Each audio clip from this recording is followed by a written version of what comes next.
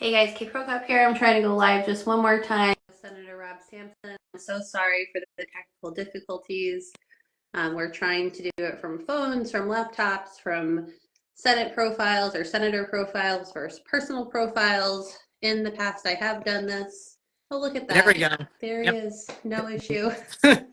Yeah, I don't know why it wasn't working on the Let on me the see PC, here. I but can hear whatever. You you. got me now. Can you hear me, Rob? Yes. Okay.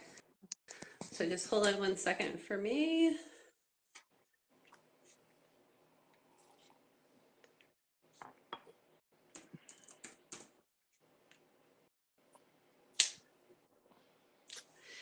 Okay, so I unfortunately cannot hear you. Can you guys hear me okay? And can you hear Rob okay? Because I cannot hear Rob, of course. Testing 1, 2. Could somebody confirm, Denise? I see that you're watching. Could you just confirm that you can hear Rob okay? Testing. Can you guys hear me? Can anybody hearing just confirm that they can hear Rob and that they can hear me okay? Just having a little bit of an issue. Everybody's saying yes.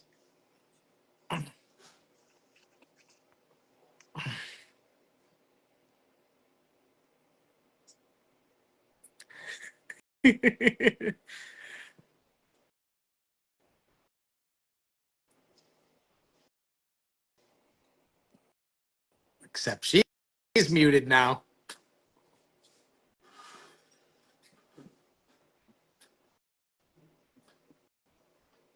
Can you hear me now? I hear you now. But you were muted for me. I don't know how this works. Okay, It's well, crazy. I think we've got it figured out. So it only took 12 minutes. So sorry about that for everybody. I appreciate everyone's patience. I feel like this is probably the easiest way to reach as many people as possible through our platforms that we use. So I am going to try this in X, but I haven't done that yet. Are you very active on X, Rob? No, not really. I mean, I post almost every day, but I don't really participate or follow it. Yeah, me too. It's kind of the same issue. I drop bombs and Yeah. leave. If you want to actually communicate with me, Facebook is probably the best place to actually do it. Yeah. I totally agree. That's probably the same for me too. But I do like the X platform. I think it's been really useful for the conservative base and just censorship in general. So I've really appreciated that space. So I know you're a busy man. So I just kind of wanted to touch base with you and talk about some of the bill concepts that you've introduced this session. Sure. I did see that you put a statement out, or the latest column that you put out, and I just kind of summarized it. Essentially, it was called the Legislative Road Ahead in 2025. So I thought we could just kind of talk about that a little bit. But first of all, how are you doing? How do you think the session's going? Oh, that's a very good question. I feel weird talking to my phone from far away, but Okay. um, I will say, let me start by saying the end of the last session was my best experience in the legislature so far. I got elected in 2011, and it's been difficult. Obviously, I spent every moment of that time in the minority, but we elected new leadership in the state Senate last year. Steve Harding is our new leader. And Kate, you're frozen, so I hope you're there. You're back. um, so Steve has made a lot of changes, and I'm very thankful to be in his inner circle of leadership. And he gave me the opportunity to have a lot more of a hands-on approach in the final weeks of the last legislative session, and I think it turned out very well. By everyone's count, we did a lot of damage. We prevented a lot of bad stuff from happening. And I think we really put the Democrats on notice. And of course, everything's changed now with the most recent national election. Trump being in the White House, I mean, the whole world has changed. The Democrats in the legislature are freaking out, to put it bluntly, and they're lashing out too. I think because they're confused. I think they know that they're wrong on most of the issues of the day. I know you and your group have a specific set of issues, but the larger things like crime and affordability, electric rates. I mean, this is things that are on everyone's mind, and the Democrats are wrong on all of them. The legislative Democrats, and as a result, I think that they're concerned. I think they're losing ground, and they know it. And their reaction so far has been to just attack President Trump, attack Elon Musk, attack, attack, attack. And, we're just trying to stick to proposing common sense policies and putting them in front of people so that they can make good decisions, about who they want to lead them in the future. The sad part is that, all of our policies that we're offering don't necessarily translate into getting hearings or getting votes. We will certainly come back with these things as amendments goes, but really what we're doing right now is trying to talk to the public, to let the public know, look, if you put us in charge, this is what we will do. Yeah. And I mean, I feel like I've seen that, I've really been involved for the last 5 years, way shorter time span than you. You've gone through having a pretty, equal Senate at one point in 2016 to now, having a minority. And I'm sure, how has it been like as far as getting your bills passed? Was it easier in 2016? How difficult do you feel like it is now compared to when you started? It depends on what they are, to be totally honest with you. I mean, I get a lot of things done, and I probably actually move a fair number of bills, but they're not the things I want to do, the things that actually, would change the direction of the state, from a global perspective, on all of those major issues we talked about, but also the issues that matter to us and to CTRAMM, which is, everything from the medical mandates, but also the way the governor has operated in recent years, the stuff that happened during the pandemic, the emergency orders, the abuse of power, the requirements for masks and vaccines to keep your job, all of those things. I mean, that's what I'm focused on, which is trying to make sure that if we're ever in that situation again, that the governor does not have that much power to walk all over the people of Connecticut. Yeah, and unfortunately, we've lost even more seats in the Senate and the House since he did really lay down those authoritarian mandates a few years ago. So, we had a session about 2 weeks ago, myself and one of our advisors, on kind of the process on how to get involved in bills, the life cycle of a bill, and just trying to kind of break down for people, just the path that the bill takes. And understanding that just because you introduce something fantastic doesn't mean it's going to get a vote, right? So there was a couple different bills. I think there was three that I had pulled that I just wanted to run by everybody that's listening so that you understand that this is being introduced as a concept, essentially. It's proposed, but that doesn't mean it ever gets called to a committee for a vote. This is essentially something that Rob has put down. It's, a written up proposed bill, but it could just stay like that and disappear if it doesn't get called to committee. So three of them were SB 214. This is an act creating a state cause of action for injuries received or illnesses caused by vaccinations or medicinal treatment required as a condition of employment. So I really loved this one. I don't think I had seen this in previous years, so just wanted to say thank you so much for putting in the effort to propose this, because I think it's something that, sometimes part of the people in CTRAMM can benefit from legislation, but this is something that essentially protects everybody. All 8,300 people that are in this Facebook group could benefit from that protection. It seems like common sense, but it will most likely not be called. And we have another bill here, SB 526. An act expanding the medical exemptions to required immunization laws for students. So this is something that I'm going to just say about half of our audience has probably mentioned, and we've had up to 30,000 people in this group at one point. So this is thousands of people I'm talking about saying that they would support this. And this is essentially a philosophical exemption. So people just wanting the choice to say no to these for students. Body, my choice, right? Yeah. Right. So, we had a religious exemption for education that was taken away in 2021. Right now, the only thing standing is the medical exemption. So this proposed bill would essentially have added a third exemption, but again, not called, just introduced or proposed. And then the last one that I had seen that I thought was great on medical mandates anyway was an act prohibiting the state from mandating experimental or emergency vaccinations, disclosure of vaccine status, or testing for illness. So that's SB 707. So again, Senator, thank you for putting the time and energy into creating those, and proposing those. If you want to just maybe talk about Sure. those and, your thought process behind them and what do you think is going to happen to them? Yeah. So as you pointed out, Kate, the chances are those bills are not going to get called for a hearing. That doesn't mean that, we can't talk about them. There's going to be public hearings in all the committees. In fact, I'm in two separate public hearings tomorrow that are going to go all day and probably all night. And there's nothing stopping people from coming to speak about the things they want to see, especially if there is a related topic. I just went on the Public Health Committee's um, website to look at their bill book, which is how many bills they have. And I forgot the number now, but it was like 267 or something, like crazy number of bills. So some of those bills are directly related. They are touching on the topics of my proposals and other things that we all want to see. And I think that's a great opportunity to come and say, hey, I know you guys are here testifying on bill whatever, but I want to mention that, in my testimony that you all ought to be also looking at this other bill, which does something that, me and a lot of other people would like to see happen.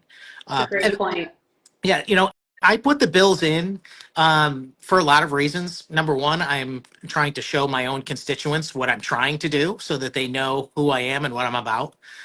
Number two, I want to give people like the folks that are watching something to rally around and maybe write the Public Health Committee and say, there's 500 of us or there's 10,000 or 30,000 of us. Let's, we're demanding that you guys bring up this bill. Sometimes it works, sometimes it doesn't. The people can be pretty obstinate on the other side, and they don't want to open the door to these things. That's the reason why they don't want to have a hearing, is because they know if they started to have that hearing, they would be in a box. They'd have a hard time denying having a vote, and then they'd have a harder time voting against it. So they want to just prevent any of that from happening. And the other thing I'm doing is I'm trying to build kind of a blueprint so that, someday when Republicans are in a majority, or at least people in any party with common sense on this stuff are in a majority, that we can actually remember the things that need to be done. So that's what I try and do. I try and build a blueprint, for smart people going forward, hopefully. Yeah. I mean, you had some really great bills in there. Just to throw out some other ones that, maybe aren't necessarily surrounding medical mandates, but just so you guys can get, a background on Rob and his efforts. So there was an act preventing political bias in the classroom. That should be bipartisan, just common sense. One that I thought was really interesting and is just important in the medical freedom community is an act concerning drugs prescribed to treat attention deficit hyperactivity disorder. So could you tell me about that one at all? I honestly don't know which bill you're referring to at the moment. Okay, so it's SB 150. So it was an act concerning drugs prescribed to treat ADD, essentially. I got to read the statement of purpose. Sure. Sorry to catch you off guard. I should have. Oh, I didn't no, it's give fine. Rob a heads up on this at all, guys. We're totally winging this one. This is live.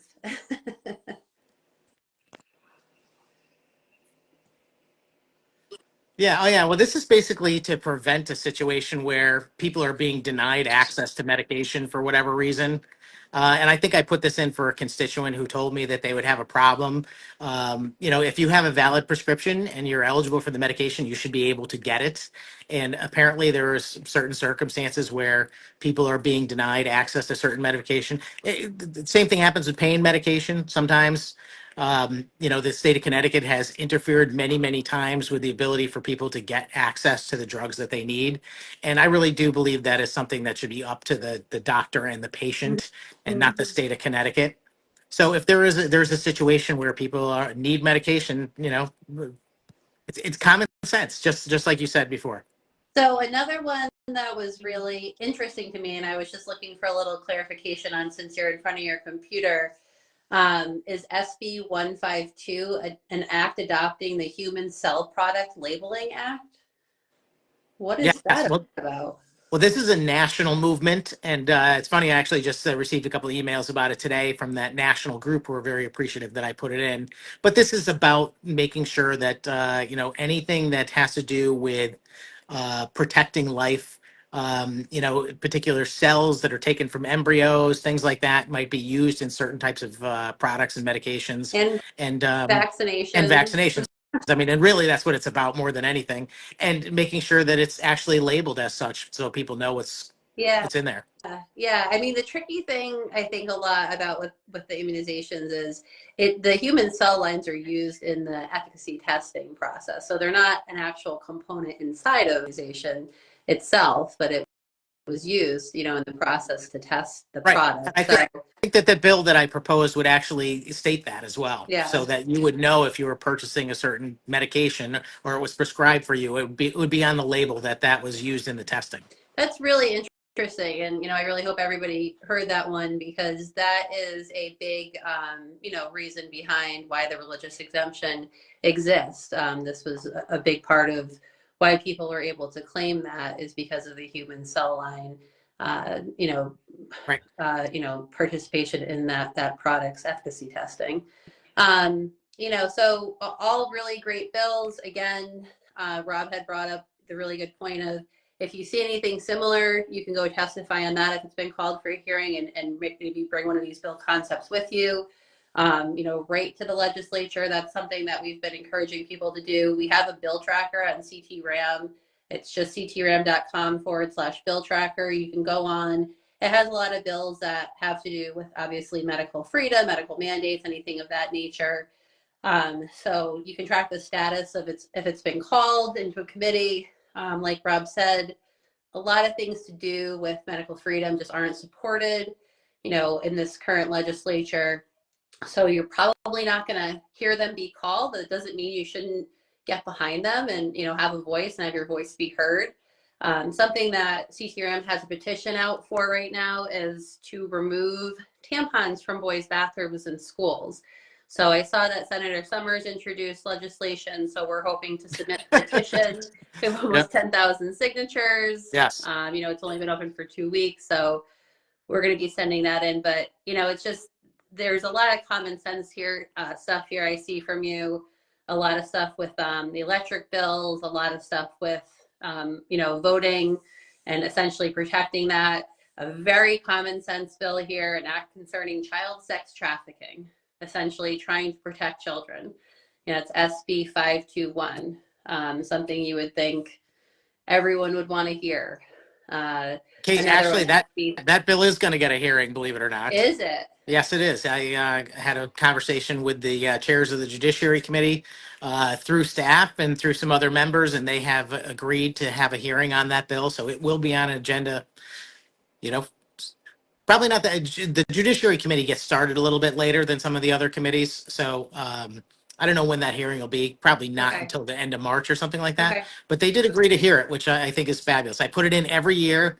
And, I guess, some of the staff sometimes comes back and says, hey, Rob, you got 25 bills in judiciary, they're not going to give you any, blah, blah, blah. What can you, what's something, and I have to come up with something I think they will actually listen to. So the last few years, I've been trying to do this one that would allow physicians to travel with SWAT teams and not have to worry about medical liability if they're treating someone who was in an accident or shot on the I scene or saw something that. like that. I saw Yeah, that bill. Yep. and I managed to get it through the Senate like a few times, but I just can't get it all the way. So this year, this year I said I got to pick something different. I actually had another bill that I hope they pick up, which is a very tricky and very sad situation about someone who basically a husband and wife. The husband murdered the mother, and then he goes to prison. And who's got custody of the child? And the daughter or the mother of the child's mother, so her daughter, She had to fight with the father from prison about who had access and custody. So that's a bill I've been trying to get in also in the Judiciary Committee. And I did those because they're kind of low hanging fruit. I think that, even Democrats in the Judiciary Committee, can hopefully get behind fighting sex trafficking, et cetera. So we'll see. Yeah, well, I'm really interested to see, how the bill progresses and the language that, comes into the committee or comes out of the committee. So we'll definitely keep everybody posted on that. I'm pretty sure that but I have started a PAC, the Oh, Connecticut yes. Counts PAC, that's focused on voter registration. So, essentially, we'll have you come in there too and talk about everything that you're doing, because everything that you're really doing and focusing on and concerned about it are the reasons why we're trying to register Of course. Republicans. And just everyone listening to this that may be unaffiliated or Democrat, Independent, anything but Republican, just understand that I came to this movement as a unaffiliated, actually as an independent, former unaffiliated, former Democrat. So everyone can have a turning point. I always like to keep the door open for anybody that has a change of heart. My political views changed a lot when I became a parent. So I really like to keep the door open, but want everyone to understand that when it comes to immunizations, exemptions, medical freedom, the Democrat Party that has currently been elected in the legislature has not been supportive. The only people that will listen to us, that will meet with us, that will hear our concerns, have been Republicans. We don't have anybody else elected to any other party representing anyone up in Hartford. So you have Democrats and Republicans, and it's unfortunate. One of the only Democrats we had that did support us passed away this year, Jack Hennessy, and he was actually primaried out of his position, the election year prior, for essentially going up too much up against his own Right. party. So that's what they do up there. But again, thank you so much. And is there anything, that you really want to talk about? I know that immigration has been a huge thing. And again, I know this is CTRAMM, but, one of the things that we're paying for with immigration is healthcare. We're essentially paying over $1 billion out, I think it is, in healthcare, Well, costs to. it'll be a lot more than that. I Yeah, mean, yeah, I mean, they've been passing bills almost every budget session to expand the amount of access to healthcare that illegal aliens have. They keep raising the age. I think it was at 12 years of age and under, and then it was 15, and now I think they want to go to 26 in there's a this bill legislative in session. for that. Yeah, Yeah. and they most likely will. I mean, the problem we have, Kate, is that in the I remember, I think it was last year, the Human Services Committee, they held a hearing about expanding healthcare, basically Medicaid coverage for illegal aliens. And there were around 200 pieces of testimony. And would you guess how many were actually opposed out of the 200? The answer is three. Just three people, and all three of those people are dear friends of mine that I put up to going on there and saying this is a terrible idea. And tomorrow I'm going to go into the labor committee and we're going to discuss a bunch of bills, including giving unemployment to striking workers. Which again, I got no problem with people wanting to strike or organize in a union, but that's just not fair. You do not give an advantage to one side of that situation to say you can go on strike because you're going to get paid. So you Right. can actually have a great advantage at putting pressure on an employer. That's not right in my view. And there's going to be a couple of hundred people testifying, and there will be very few people testifying in opposition. And this is kind of what's happening in Hartford is that there are not a lot of freedom-minded voices. There are not a lot of people with the courage to go and push back on the majority party's agenda. I'm sensitive to the fact that you probably have members of all different political stripes too. I try and be an American first, a common sense person first. I will go against my own party. Everybody knows that. I will do whatever is necessary to try and make sure that we come up with good policy. But for me, it's all about freedom. I mean, freedom is what built this great country, and we should have freedom when it comes to our choices about education, about medication, about our kids and what they're exposed to, freedom about economics and who we work for and work with and what the terms of that employment are. And that's where I go all the time, is restoring everything back to the power of the individual. Our country was founded on that value system that We have a representative government. The most powerful entity is the person. The singular individual person is the powerful entity that's sovereign in America. And a lot of my colleagues need to be reminded of that.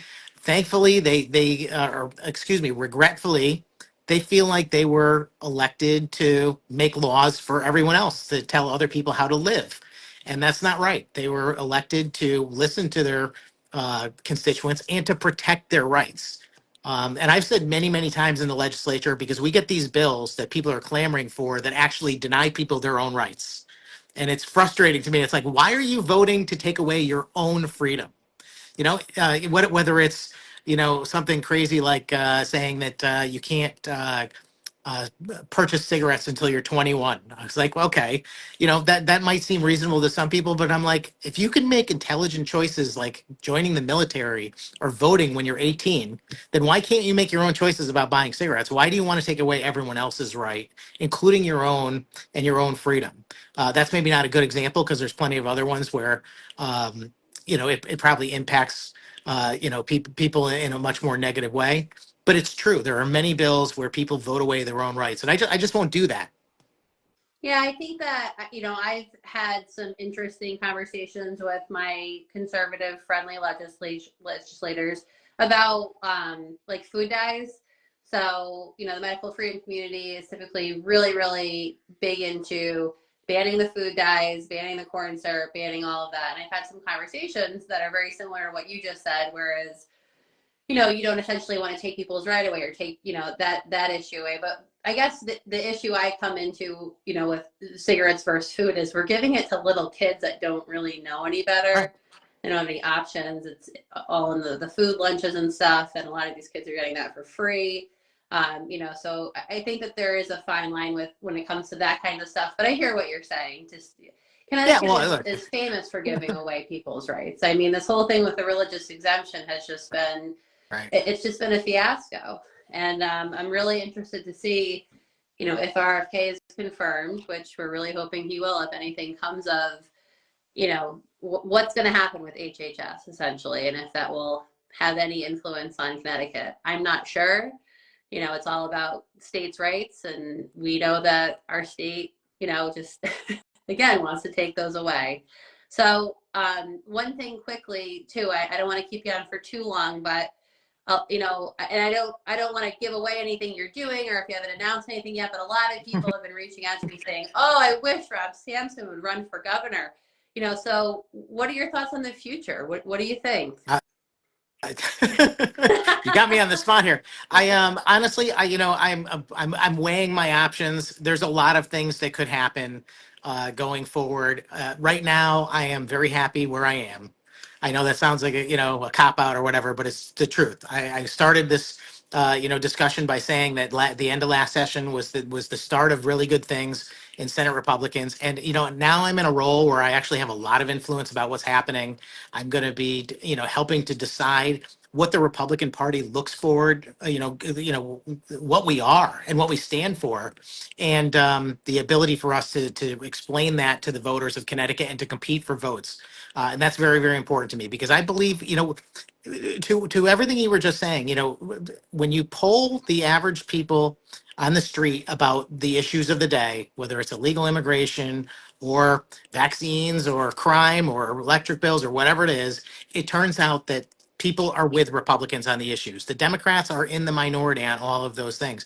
The problem is that the Democrats, they've been in power a long time. They have incumbency on their side. They control all of the federal and constitutional offices. They have a money raising mechanism and machine that's in place. That's a lot to overcome. We barely field enough candidates to even be in a majority if all of them won. I mean, we're at a tremendous disadvantage. It will take time, but I am extremely confident that things are shifting. The winds are changing. We witnessed this massive change nationally. I think people are starting to dismiss, some of the crazier things of recent years, DEI and gender reassignment surgery and stuff like that. These are things I've been railing against for a decade. And illegal immigration is another one. These are topics that my Republican colleagues were actually afraid to talk about. just within the last several years. And now you notice they're much more bold. They're standing with me at press conferences to talk about things like the Trust Act and things like that. So I think as we come out of our shell as a party, I was already out of my shell, but as long as the Republican Party comes out of its shell and stands for things, and clearly with big, bold, bright lines, it says who we are and what we stand for. I think we're going to continue to change hearts and minds, and more people will flock to our party.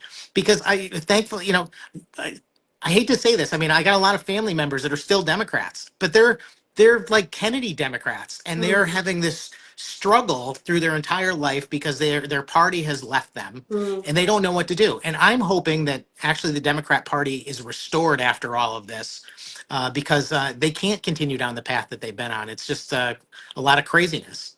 I Well, could just go on and on. So I hear what you're saying there because, with this path that I'm doing, which again is separate from CTRAMM, but the Connecticut Counts PAC, it's in Connecticut. It really is being able to talk to Democrats and unaffiliated and independent. So, as you know, there's a special election, or if anybody doesn't know, please understand that there's a special election yep, for House District 40. So a candidate named Rob Boris is running.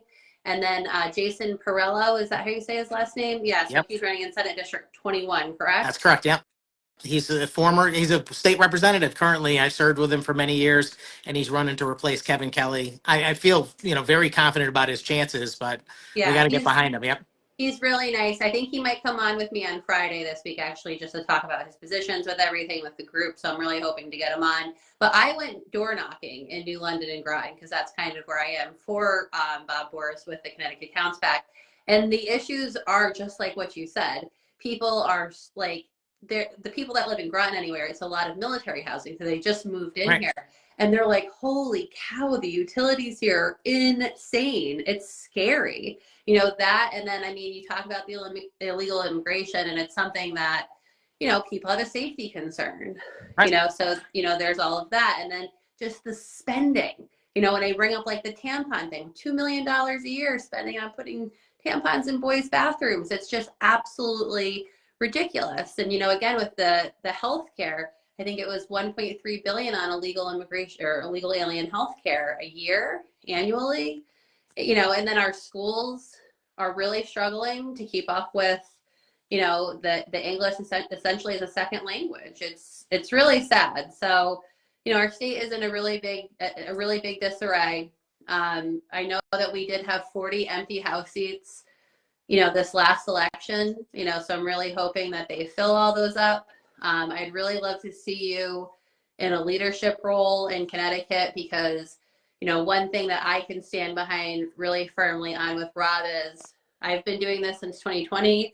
Rob hasn't changed at all. Rob has been like this since day one. He's very honest. And I think out of every legislator that I've talked to, especially in the Senate, he's all about holding people accountable. So, somebody can promise you something, but then making sure that they follow through on that and holding them, to that essentially. So thank you for teaching me about accountability, Rob. It's a really important thing. I don't know that you needed a lesson, but thank you very much for those kind words. I do my best to be consistent. I got into politics because I was tired of screaming at the television. I don't care about being rich. I didn't get rich so far, so I'm not counting on that. Yeah. Well, um, like yeah, I said, I'd love to see you in a leadership role, regardless of, what role you take. And I do hope you stay in the Senate. It is a concern of mine. How many Republicans are in the Senate right now, there Rob? are 10 Republicans and 24 Democrats, and hopefully within a couple of weeks we'll have 11 Republicans if Jason Yes. wins. But So if we can get Jason in there, guys, that's 11. That's 10 to 24. I mean, this is not good, guys. We can't lose anybody. So, I'm happy if you stay there, but I just don't want you to go anywhere. So let's make it very clear. You are staying or you're moving up. You're not saying goodbye to politics just yet, Rob. there are days when I am tempted to hang it up, but I do this because I have a passion for it. And if I ever do not run for office again, I can promise you I'm still going to stay involved. I'm going to be very much part of the cause and working behind the scenes to make things happen. But for my current mission is to fix the Senate Republicans, and hopefully that translates into a better platform for the Republican Party in the state and a chance to win more elections and put us in a majority where we can actually do something good. I do believe, however, that the best thing we could have is a strong candidate for governor who is, setting a tone and has the bully pulpit to make sure that people understand where we're coming from. Because it's very hard to get, to break through the media on some of this stuff. You were mentioning, doing door knocking down in Groton area. People are upset about their electric bills and things, but do they know who's responsible?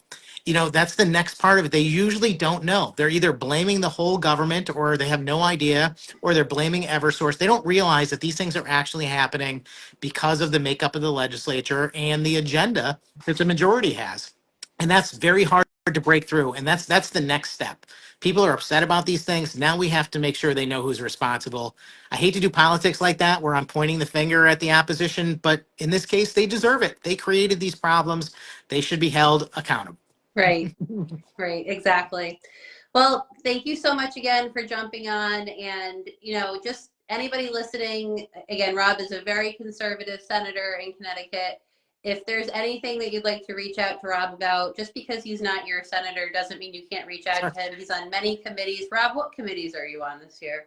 I serve on 5 committees altogether. I'm a ranking member on 4 of them, which is kind of like the minority chairman, and that's labor, housing, government oversight, which is the brand new committee that is nothing like Doge, sadly. I wish it was. That was the vision, but so far it hasn't worked out like that. I think the Democrats are just playing word games.